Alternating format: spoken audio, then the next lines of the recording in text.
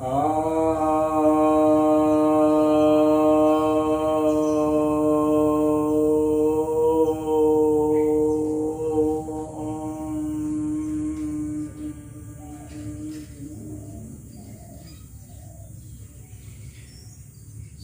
भक्तजनों को सब प्रेम नमन। भक्तों, आज आपकी जिज्ञासाओं का एक समाधान लेकर आया हूँ। एक जिज्ञासा आई है कि समय का प्रबंधन पर जोर देना चाहिए या प्राथमिकता प्रबंधन पर जोर देना चाहिए।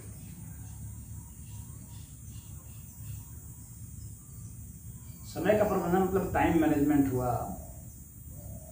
तो समय का प्रबंधन लोग करते हैं कि अपने समय को एडजस्ट थोड़ा कर लेते हैं, अपने काम को किसी ने जल्दी से कर लिया, कहीं जाना हुआ तो कोई जल्दी जल्दी काम निपटा लिया। लेकिन इसके पीछे अगर हम देखते हैं समय के प्रबंधन के पीछे, तो वास्तविक वजह जो है वो प्राथमिकता प्रबंधन ही होता है। यानी हमारी प्राथमिकता क्या है, हम क्या करना चाहते हैं, हम जो चीज़ करना चाहते हैं उसके लिए हम समय निकालते हैं। अर्थात समय तो पीछे पीछे चलता है, मूलतः जो है वो हमारी प्राथमिकता होती है। तो जैसे कि मान लीजिए कोई चाह रहा है कि आज ट्रेन पकड़ना है, तो उसकी प्राथमिकता में ट्रेन पकड़ना है, तो उसके हिसाब से अपना काम जल्दी जल्दी निपटाएगा। कुछ काम छूट रहा है उसको छोड़ भी देगा और फिर वहाँ पर पहुँच जाएगा अपने टाइम पर। तो मूलतः वहाँ प्राथमिकता का प्रबंधन होगा। तो प्राथमिकता का प्रबंधन ही हम लोग के जिंदगी का सार है। समय तो सभी के पास 24 घंटे ही है, उसी में से कुछ मान लीजिए कि कोई 8 घंटा सोता है, कोई 6 घंटा सोता है, तो 2 घंटा का समय का प्रबंधन वो कर लिया। 2 घंटा किसी के पास ज़्यादा हो गया, 2 घंटा किसी के पास कम हो गया। लेकिन प्राथमिकता जो होती है वही हमें जिंदगी की गति और दिशा बतलाती है, किस दिशा में हमारी गति होगी। तो बहुत लोग रोना रोते हैं कि हमारे पास समय नहीं है, समय नहीं है। वास्तविकता यह होती है कि उनके पास उस कार्य के लिए प्राथमिकता नहीं होती है। जैसे उदाहरण के लिए बहुत लोग कहते हैं कि मैं भी योग कर लेता, लेकिन मेरे पास समय नहीं है, घर के गृहस्थी काम में लगा रहता हूँ, तो ये कर नहीं पाता हूँ। तो यहाँ पर लगता है कि जैसे कि समय की कमी के कारण ही वह नहीं कर पा रहा है, ऊपरी तौर पर ऐसा लगता है। लेकिन सच्चाई यह है कि वो प्राथमिकता के कारण ऐसा है। वो प्राथमिकता नहीं देता है, जिसके कारण वह नहीं कर पाता है, समय नहीं मिल पाता है उसको। अगर प्राथमिकता वह देता तो पहले इसको कर लेता, फिर उसके बाद दूसरी चीज़ को करता। तो हम लोग जिस चीज़ को प्राथमिकता देते हैं, जिसको हम लोग पसंद करते हैं, जो हमारे ज़िंदगी के लिए हितकारी है, जो अपनी पसंद का है, जिसे हम समझते हैं कि हितकारी है, तो वो हमारी प्राथमिकता की लिस्ट में पहले होता है। उसकी सूची हम बनाते हैं तो उसमें पहले है, और उसके आधार पर फिर हम जो है उसकी अधिकार करते हैं। तो आप सभी कार्यों के लिए तो समय नहीं निकाल सकते, यह तो बात सही है। हर एक व्यक्ति को यह तय करना पड़ता है कि उसकी प्राथमिकताएं क्या क्या है। यानी कुछ चीज़ों को आपको अपनी ज़िंदगी में छोड़ना भी पड़ सकता है। तो आपको देखना है कि आपके लिए कौन कौन सी चीज़ें जरूरी हैं। जो लोग जो है सिर्फ खाली पैसे कमाने में रह जाते हैं, पूरी ज़िंदगी निकल जाती है सिर्फ पैसा कमा करके, अंत में दारू पी करके और मांस मछली खा करके बस देखते हैं। रिश्तेदार नातेदार सब छूट गए, यार दोस्त छूट गए, और ना स्वाध्याय किया, ना धर्म कर्म किया, कुछ नहीं, बस एकांकी हो गए। और रिश्तेदार के नाम पर एक कुत्ता पाल लिया, एक बिल्ली पाल ली, क्योंकि और तो कोई रहा नहीं, तो वही कुत्ते बिल्ली पाल करके और अपना जीवन अवसाद भी गुजारते हैं।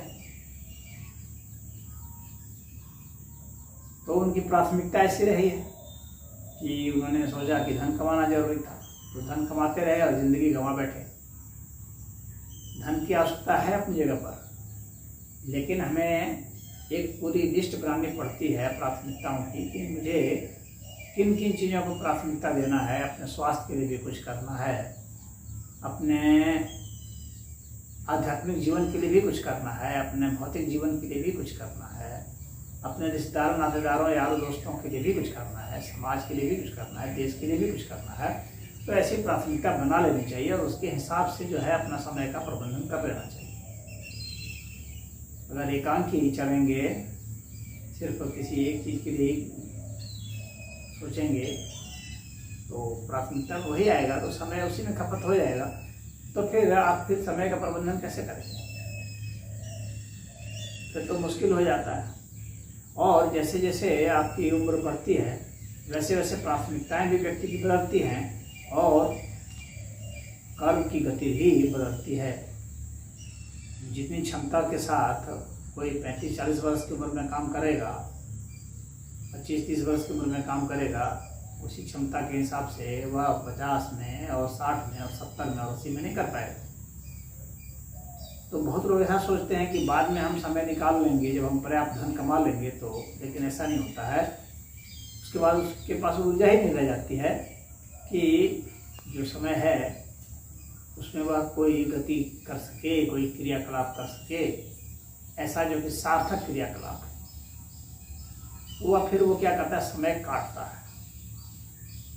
तो समय का यहाँ प्रबंधन नहीं हुआ, समय का तो कुप्रबंधन हो गया जब आप समय काट रहे होते हैं, यानी किसी तरह से समय निकल रहा है। अगर आप बैठ जाएंगे यूँ भी तो समय तो निकलता ही चला जाता है, जिंदगी तो आपकी निकलती ही चली जाएगी और आप कुछ भी सार्थक कर्म नहीं कर पाए, क्योंकि आपने प्राथमिकताएं तय नहीं की और उस क्षेत्र में अनुभव प्राप्त नहीं किए। तो जब कोई अनुभव प्राप्त नहीं किए तो बाद के समय में अगर आप सोचते हैं कि अनुभव प्राप्त कर लूँ, तो बहुत सारी ऐसी चीज़ें हैं जिसका अनुभव आप प्राप्त नहीं कर सकते एक उम्र बीत जाने के बाद। क्योंकि हम लोग की इंद्रियां भी निस्तेज होते रहती है। जैसे 50 वर्ष की उम्र के बाद हर दिन 50,000 तकरीबन 50,000 जो हमारे जो कोशिकाएं हैं ब्रेन की वो मरने लगती हैं। प्रतिदिन 50,000 कोशिकाएं मरने लगेंगी तो फिर वह व्यक्ति वैसा अनुभव कैसे कर पाएगा जैसे जवानी में कोई कर रहा था। अर्थात आप वह नहीं कर सकते जो जवानी में आप कर सकते हैं, उसे आप 80 वर्ष की उम्र में सोचेंगे करने का तो नहीं कर सकते। आप बस सोच के मन महसूस कर रह जाते हैं। इसीलिए समय बीत जाने से पहले ही आप अपनी प्राथमिकता तय कर लें और फिर उसके लिए समय निकालें, तो वह समय का प्रबंधन सही माना जाएगा। लेकिन मूलतः वह प्राथमिकता का ही प्रबंधन कहलाएगा। बाद में आपके पास समय तो होगा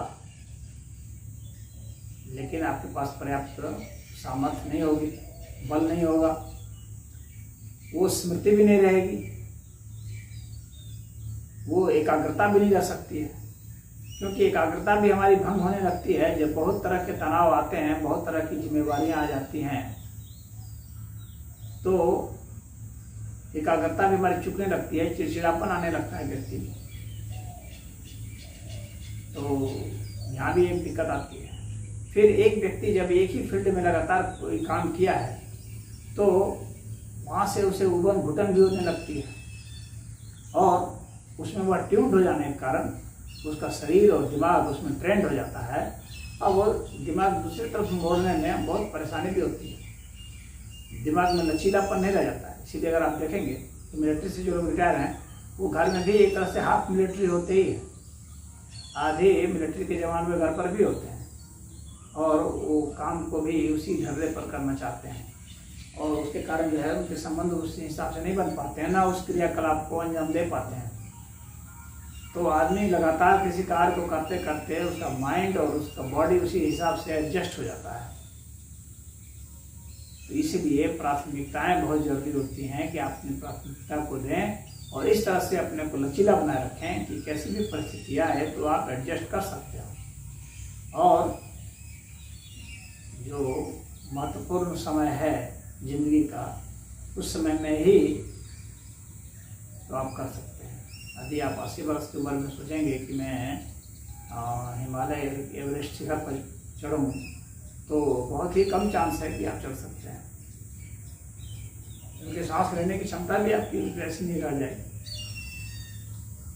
सांस बांधने की क्षमता नहीं रह जाएगी, टांगों में वो दम नहीं रह जाएगा,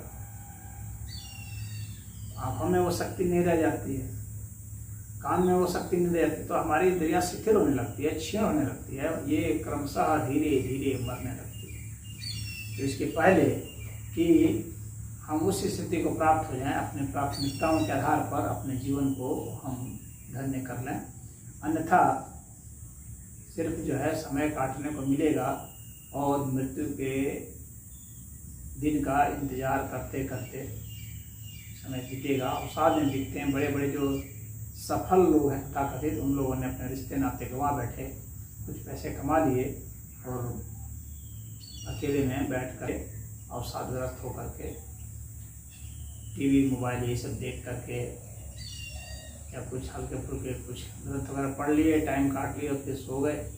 इस तरह से एक रूटीन वो फॉलो करते करते फिर मर जाते हैं। तो अपना सोशल लाइफ भी आप बनाए रखें, क्योंकि मनुष्य जो है एक सामाजिक प्राणी है। अगर आपका सोशल लाइफ नहीं है, सामाजिकता अगर आप में नहीं रहेगी, तो फिर आप पूर्ण व्यक्ति कैसे हो पाएंगे।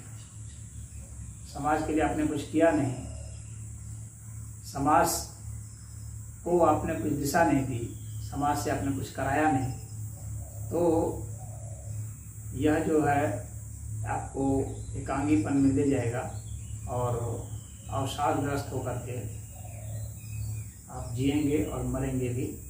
तो मैं समझता हूँ कि आप अपनी प्राथमिकताएं तय कर लें और लिस्ट बना लें और एक आदर्श स्थिति भी रखें कि मुझे श्रेष्ठ कर्म किस तरह से करने हैं, श्रेष्ठ अवस्था में कैसे जाना है। और उसके लिए शास्त्र जो है वे ही प्रमाण हैं। शास्त्र में जो निर्देश दिए गए हैं वे ही हमारे लिए प्रमाण हैं कि हमें कौन से श्रेष्ठ प्राथमिकताएं रखनी चाहिए। अन्यथा आदमी को यह भी खोजने में समय बीत जाता है कि मेरी प्राथमिकताएं क्या होनी चाहिए। मनुष्य इसकी सूची भी नहीं बना पाता है, पूरी जिंदगी उसकी बीत जाती है। तो इसलिए अध्ययन करके जिन श्रेष्ठ लोगों ने, उन लोगों की लिस्ट बना दीजिए और उन लोगों ने क्या क्या अध्ययन किया और किन किन क्षेत्रों में काम किया और उसके लिए कैसे कैसे किए, उसका एक मतलब शॉर्ट आपके जो है लिस्टिंग कर लें और उसके बाद फिर जो है प्राथमिकताएं तय कर लें, तो आपके लिए अच्छा रहेगा। तो इसमें इतना ही।